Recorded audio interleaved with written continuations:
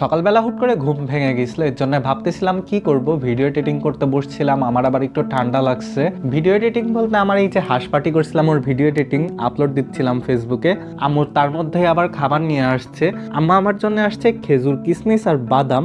এখানে আলু ভাজি আছে, রুটি আছে, মুরগির মাংস আছে আর আছে ডিম। তাছাড়া আলু ভাজির মধ্যে একটু গাজর দিছে।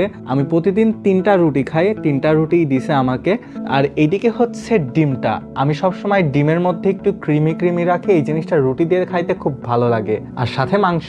আমি এখন আমার নাস্তাটা করে নিব, তারপর দেখা যাক কি করা যায়। আজকে সারাদিন কি কি করছি তাই থাকবে আজকের ভিডিওতে। খাওয়া দাওয়া করে চিন্তা করলাম একটু হাঁটতে বের হই। হাঁটতে বের হয়ে সেদিন যে কুকুরের বাচ্চাগুলাকে দেখাইছিলাম তারা দেখলাম আর মাত্র 3টা আছে। রাস্তায় মূলত এরা থাকার কারণে এরা গাড়ি চাপা পড়ে মারা যায় অধিকাংশ সময়। বাচ্চাগুলার মা আসছে, ওর মুখে দেখা যাচ্ছে যে একটা বাচ্চার অর্ধাংশ।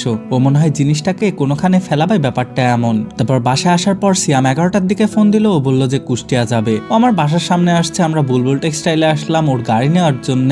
ওর গাড়ি নিয়ে আমরা এখন যাচ্ছি ব্রিজের ওইখানে। ব্রিজের ওই পাশে এক চাচা আছে, সে অনেক সুন্দর কুলফি বেচে। আমরা এসে শুনতে পারলাম ওই চাচা নাকি অনেকদিন ধরে কুলফি বেচার জন্য বসতেছে না। এখন কি করার, ব্রিজের এই পাশেও কয়েকজন কুলফি বেচে, কিন্তু তাদের কুলফির টেস্ট অতটা ভালো হয় না। কুলফিটা বেশ ভালো, কিন্তু সর কম, বা স্পেশালটাই বোধহয় সর বেশি থাকে। আমরা তো এটা নর্মালটা নিচ্ছি, নর্মালটাই 50 টাকা, স্পেশালটা 100 টাকা। স্পেশালটা বেশ ভালো। সিয়াম এখান থেকে 1 কেজি কুলফি নিয়ে নিল। কুলফি নেওয়ার পরেই আজকে সকালে এইখানে পাশে একটা অ্যাক্সিডেন্ট হয়েছে। এই অ্যাক্সিডেন্টের এখানে দেখতে গেছিলাম, 3টা মানুষ মারা গেছে আর আহত হয়েছে। তারপর বাসায় আসলাম, আম্মু দেখলাম যে আজকে বড়ি দিছে। বাসার বাচ্চা বিড়াল 2টা একসাথে শুয়ে রয়েছে।